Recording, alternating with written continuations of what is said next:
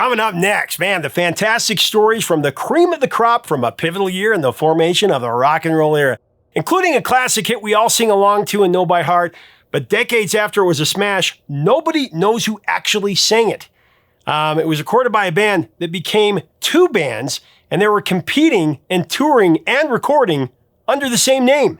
But the two singers, they sounded so much alike, nobody knows who really sang it. Let's see if we can solve it. Then there's the breakout single from one of rock's greatest legends, who stole the lyric from a movie. He knew the song was going to be a hit, but then he was told by his producer that it was the worst song that he'd ever heard. So he and his band set out to prove him wrong, and they went all the way to number one. Then there was the band who were playing to such a rough crowd, they were throwing bottles and all kinds of things, and then they ran out of songs. Fearing for their life, they launched into a song that they barely knew, and they had to adlib the whole thing, but the crowd loved it. They loved it so much, they made them play it 23 more times.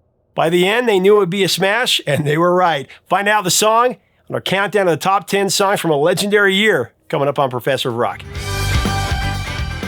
Hey, music junkies, I'm so excited about today's countdown.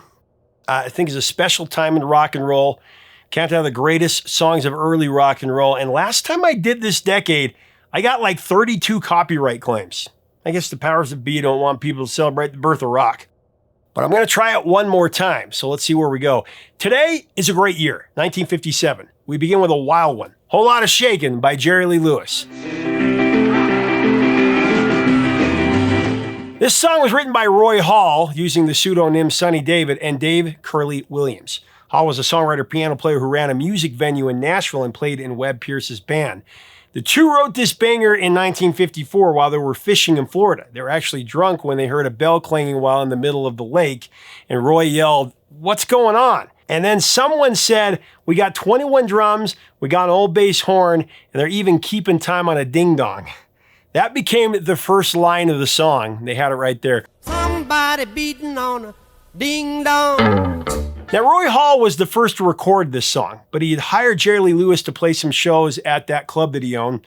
So when Jerry needed another song after hitting with Great Balls of Fire, he remembered his friend's song. In the end, Roy Hall didn't make a lot off the song. He actually had to sign over the royalties to his ex-wife in the divorce. Here's how Jerry Lee Lewis knew it was going to be a hit, though, and why he wanted to do the song.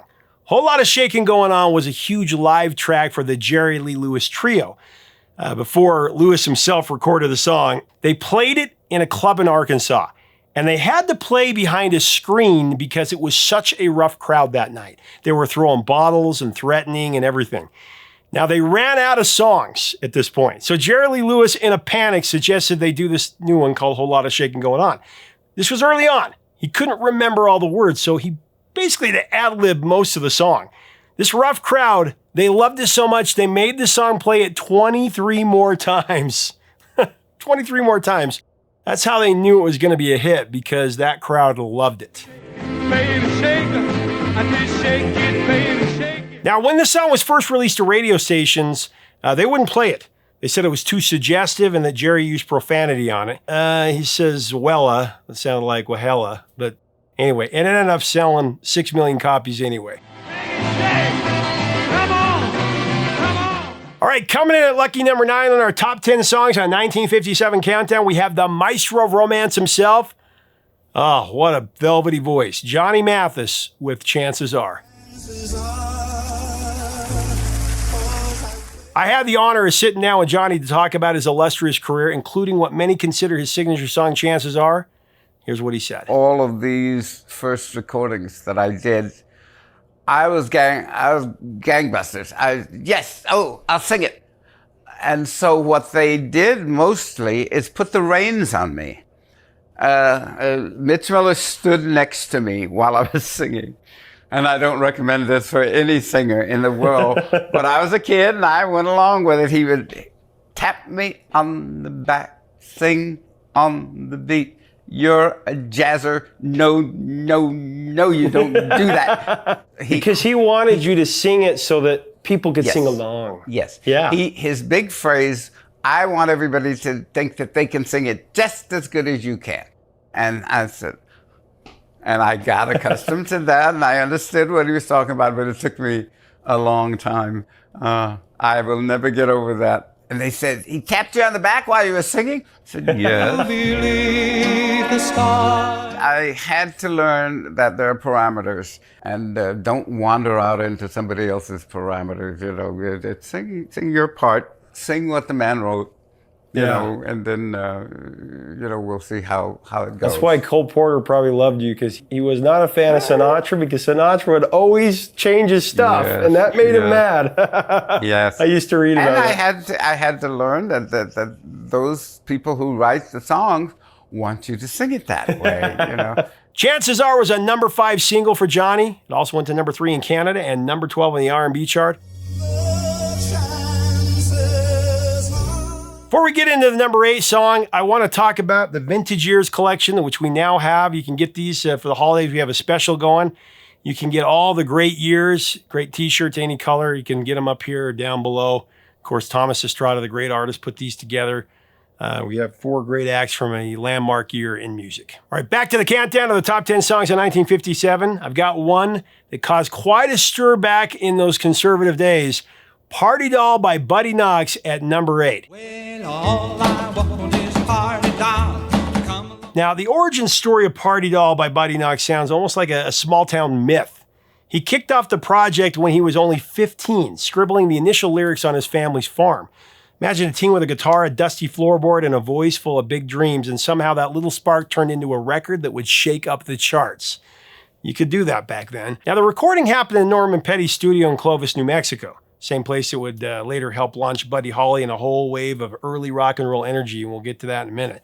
But it wasn't a Slick City studio, but a place with character and that raw early rock magic. The vocal support on the track came from a mix of local voices, Knox's own sister, some of his neighbors, and they lent harmonies that gave the song its cheeky, catchy spine. And to give it a punchy live feel, they even recruited a cymbalist from the local high school marching band. That blend of family community and a dash of school band drama gave Party Doll a sound that felt both intimate and explosively radio ready. Party Doll is often celebrated as the first number 1 rock and roll hit in which the performer wrote and recorded the song himself. It felt like a bold proof of concept at the time. A performer steering both the writing and the performance, owning the moment.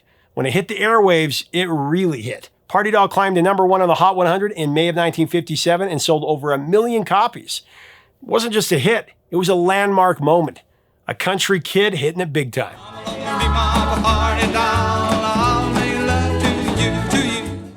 At number 7 on our countdown to the top 10 songs on 1957, I've got the smooth sounds of one of the great singers ever, Sam Cooke, Will You Send Me? In the late 1950s, the airwaves carried a lot of attention for artists straddling 2 worlds. Sam Cooke, the radiant lead singer of the Soul Stirrers, a gospel juggernaut on Specialty Records, stood at that crossroads. Gospel artists rarely, if ever, crossed into what the church called the devil's music of pop and R&B. The risk wasn't just commercial, though. It was existential. Alienate the devout fans who had made gospel careers sturdy and sacred. To test the secular waters without rocking the boat too hard, Sam Cooke walked a careful line. He first minced into pop with a secular tune, Lovable, recorded under anonymity as Del Cook. The ruse didn't hide him for long, though. The single stirred friction with Art Rupe, the hard-driving proprietor of Specialty Records, revealing how high the stakes were when a gospel star flirted with pop's siren song. Now, the real gambit would hinge on a different name and a totally different strategy. For You Send Me, Sam was already playing the long game. He initially credited the songwriting to his younger brother, L.C. Cooke, the family's original spelling of the name before Sam added the final E. The gesture was more than a courtesy, though. It was a behind-the-scenes maneuver to skirt contractual tangles with the publishing world and to give his brother a legitimate chance to share in the profits of the hit. And it's also because he didn't want his own greedy publisher to profit off of it. It was a quiet, clever workaround in a business world that often favored paperwork over potential, and Sam's relationship with his publisher was rocky at best.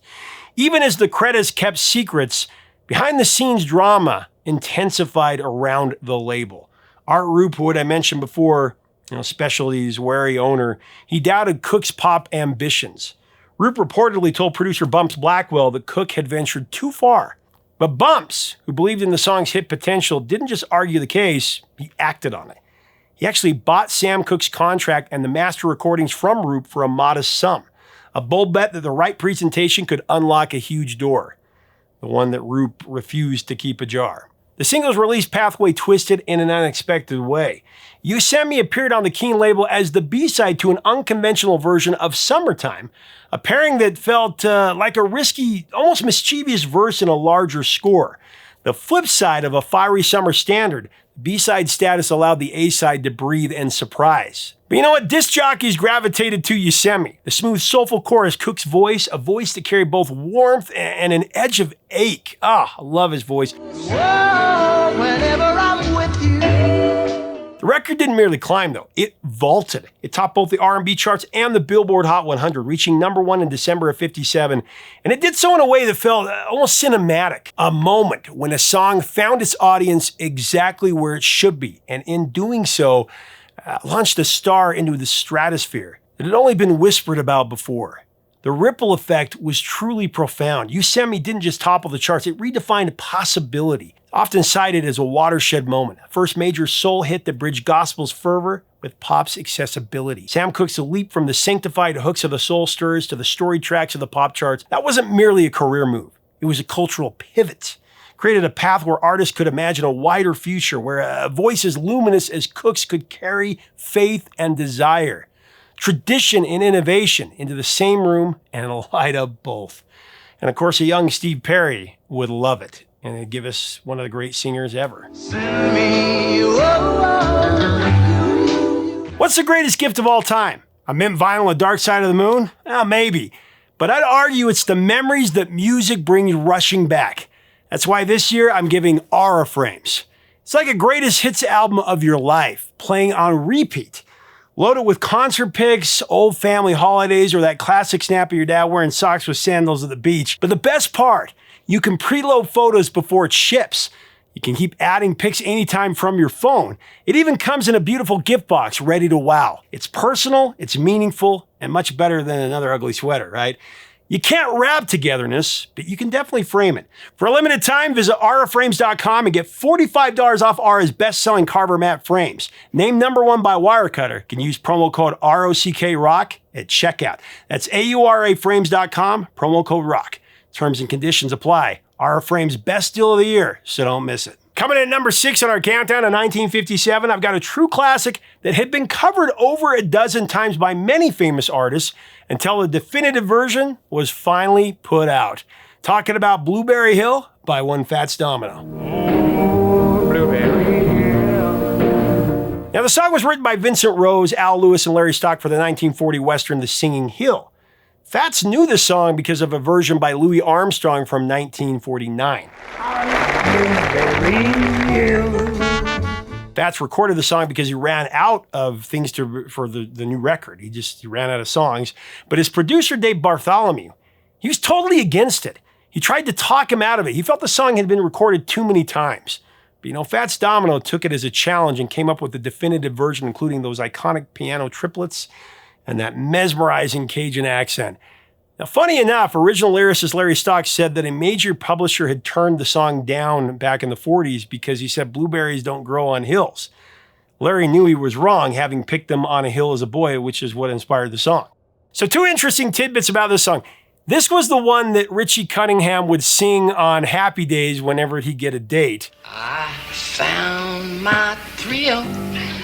And also, Ray Manzarek of The Doors said that he stole the bass line of Blueberry Hill for Light My Fire, the Fats Domino version.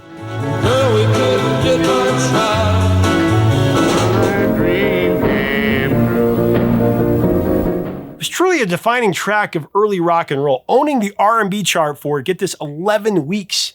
And it went to #2 on the Billboard Top 10. Most people forget how prolific Fats Domino was. Elvis and Little Richard and Chuck Berry get most of the credit, but Fats scored 37 hits in like 7 years. Amazing.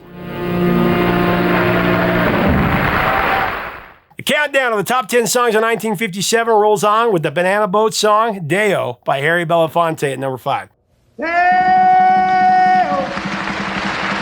Now picture this scene. A night shift on the Jamaican docks, the clack of wooden crates, the creak of ropes, and a hum of workers breathing in unison as they haul banana loads into the night. Deo, the Banana Boat song, was much more than a catchy tune. It was a living snapshot of those dock workers' rhythm, an authentic Jamaican work song that captured a universal longing to see the first light of day. It thrums with a call and response energy. The chorus singing to the tally man to count the bananas and finally to tally that last count so the shift can end and the tired bodies can drift toward home and get some rest. The song's journey from a filled form chant to a global sensation began with a cultural conversion of sound.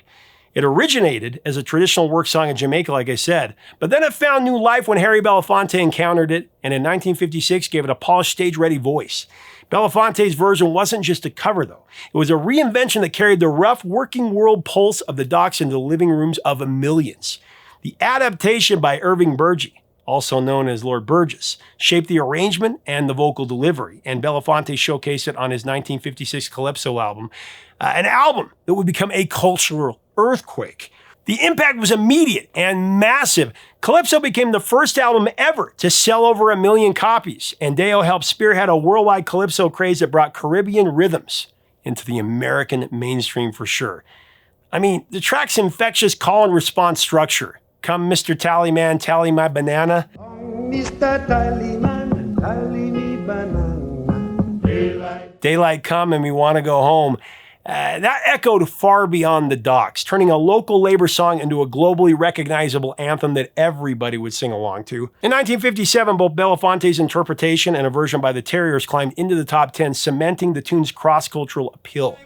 The banana boats all night long. Deo's influence wasn't confined just to the charts, though. Its catchy swaying rhythm became a cultural touchstone, helping to usher Caribbean music into the broader American lexicon and challenging stereotypes about the region. Its legacy, of course, persists in films and pop culture, including the memorable moment in Beetlejuice. A beautiful bunch, a ripe banana. Dozens of legends also sang it in unison on a break at the sessions for We Are the World in tribute to Harry Belafonte.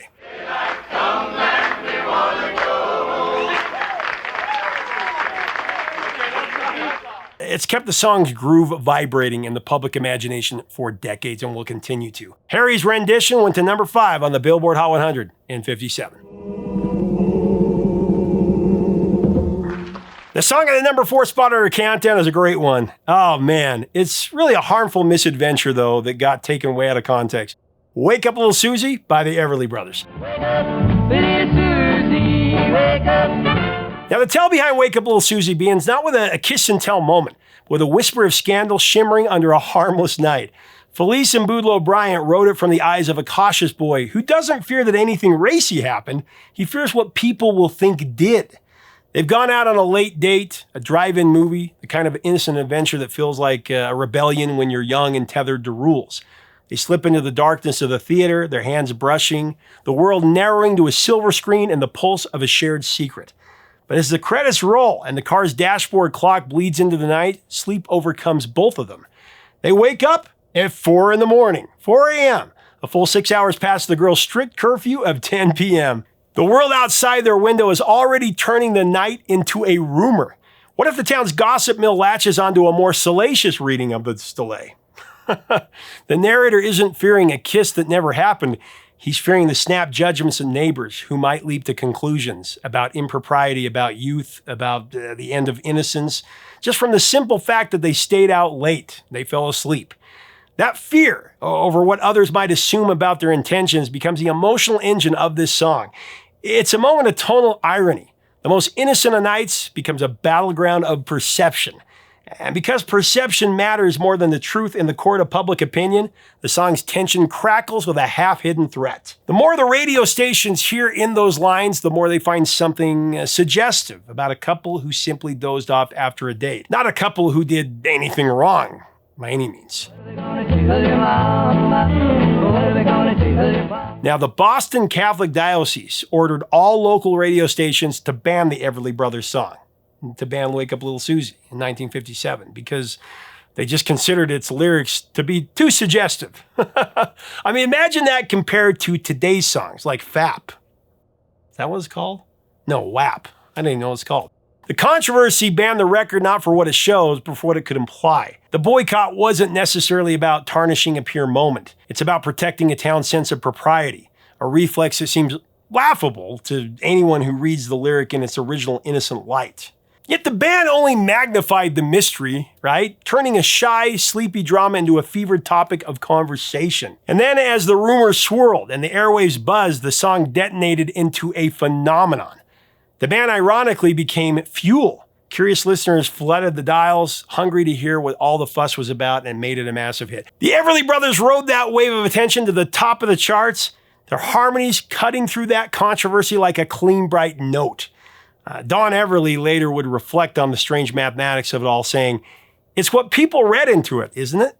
The Everly Brothers had phenomenal success with Wake Up Little Susie. It topped every possible music chart in the US, including the R&B chart and the Billboard Hot 100. It also climbed to #1 in Canada and #2 in the UK. Wake up, little Susie. Coming in at #3, I've got a song surrounded by internal mystery. This one's a good one. Come Go With Me by the Del-Vikings. In the gospel-tinged glow of the 50s music scene, the Del-Vikings were doing more than chasing a pop hit. They were soldiers in uniform and in song. While their gleaming harmony soared on the airwaves, the very active recording Come Go With Me was steeped in controversy. The band members were actively serving in the U.S. Air Force, a detail that sparked a legal tug-of-war and splintered the group into two competing outfits, each laying claim to the Del-Vikings name. Even the final chart-topping version that dazzled listeners became a flashpoint in a separate dispute over who delivered the lead vocal. Who was the person that actually sang it? Now, what began as a buoyant R&B doo-wop anthem evolved into a battleground of loyalties, ambitions, and patent disputes. Kind of behind-the-scenes drama that makes Come Go With Me not just a song, but really a case study in how fame and duty and identity collide in the music industry. The Del-Vikings were an integrated vocal group formed in 1955 by Air Force vocally talented service members in Pittsburgh. Their breakout single, written by the bass singer Clarence Quick, was cut in a makeshift hotel basement studio and released on a label, small one, Phoebe, in late 1956. Local airplay sparked national interest, and Dot Records picked it up in January of '57. And the track exploded into a million seller. Huge song. Then a contract dispute created a crap storm. So most of the group were under 21 when they signed this deal, and making it voidable. 4 members, including Quick, left to sign a more lucrative pact with Mercury Records. The remaining member, over 21 and recently discharged from the Air Force, stayed with the original contract though, assembling a new lineup and continuing as the Del-Vikings 1L. Now, for a couple of years, 2 competing groups, both releasing their own records under the same name, shared the spotlight. Two Del-Vikings. Now, even though this is one of the biggest sing-along songs of all time and it's been all over pop culture, the dust has never really settled on who sang lead vocals on the song. Because singers Norman Wright and Gus Backus, they have very similar voices, so it's confusing. In a Marv Goldberg article online, children of the deceased members were asked who sang the lead, since this remained a mystery for decades, right? Now, Norman's son Tony claims it was definitely his dad, but then Jeffrey Backus, the son of Gus, passionately claims it was his dad. Does anybody really know? Despite the internal conflicts and confusion over who sang lead on Come Go With Me, it became one of the most recognizable duo songs of all time. At this point, does anyone really know? Let me know in the comments what you think. Despite the internal conflicts and confusion over who sang lead on Come Go With Me, like I said, it's become one of the most recognizable doo-wop songs of all time. Featured prominently in classic movies like American Graffiti and Stand By Me, just to name a few. The Del-Vikings version crested at number 18 on the Billboard Hot 100. Come on, go with me. Come on, go. Sometimes all it takes is a catchy line that you hear in a movie or a TV show to spark inspiration for a song, and that's exactly what happened with That'll Be the Day by Buddy Holly and the Crickets. That'll be the day when I die. Well, So in the summer of 1956, Buddy Holly and his circle of friends, drummer Jerry Allison among them, went to see the Searchers, and they walked out with more than a few opinions about John Wayne's bravado. I hope you die. That'll be the day. Duke Wayne's gravelly refrain, That'll Be the Day, it kept circling in their heads as the lights went up and the credits rolled. So backstage after the credits, Jerry riffed that the film's famous line would make a killer song title. Buddy teased back about wanting a genuine hit, and the idea struck like a spark to dry kindling. Jerry was definitely onto something, courtesy of the Duke, who delivered the line no less than 5 times in the movie. And when the Crickets got together at Jerry's place to start putting That'll Be the Day together, it took only about 30 minutes to get it ready to record. Decca Records pulled Buddy away to Music City on January 26, 1956 to lay down some tracks with producer Owen Bradley. Now, they came back on July 22nd of 56 and cut That'll Be the Day. Be the day when you say goodbye. The West Texas duo didn't quite fit Nashville's groove though, and Buddy wasn't happy about not calling the shots there. A third session happened on November 15, 1956, and then on January 22, 1957, Decca broke the news. There would be no contract renewal. The label released 2 singles that didn't even chart, and even That'll Be the Day never got issued as a single. Now to top it off, Decca told Buddy he wouldn't be allowed to record any of the songs they'd cut for 5 years. But that's not even the worst part. They're given a shot to record in Nashville, right? Sonny Curtis, Don Guest, Buddy, Bob Montgomery, and Jerry, they piled in the car, they headed down to Nashville, they were all excited. And then they couldn't record again. But then Jerry recalled that Owen Bradley, the producer, told him that That'll Be the Day was the worst song he'd ever heard. The guys were stung by Owen's harsh critique that they really trusted him. They took it personally because they put their heart and soul into the song and they thought it was a hit. They were determined to prove Owen wrong. Now, after this Nashville setback, Buddy and the Crickets started making the 100-mile trek from Lubbock to Norman Petty's studio in Clovis, New Mexico. They were going to use a new producer. Petty was the steadying hand they needed, guiding the boys while letting Buddy chase the sounds rolling around in his head to the way that he wanted to do it. Petty didn't stop there, though. He hustled to lock in a deal for Buddy and the Crickets because Decca wouldn't let Buddy record any of those songs for 5 years, like I said. Brunswick Records put out That'll Be the Day under the Crickets moniker. And that debut single marked the Crickets' first official foray into the world. That'll Be the Day evolved into a fusion of raw energy and sly swagger that captured a moment in time. A line from a Western that meant a new wave of rock and roll and became Buddy Holly's breakout and the Crickets' first and only chart topper. Its legend is a rock and roll classic that still rides the punchy beat of a movie line turned anthem. That'll Be the Day rocketed to #1 on the Billboard Hot 100 and #1 in the UK. It's also notable for being the first song recorded by the Quarrymen, the skiffle group that later became the Beatles.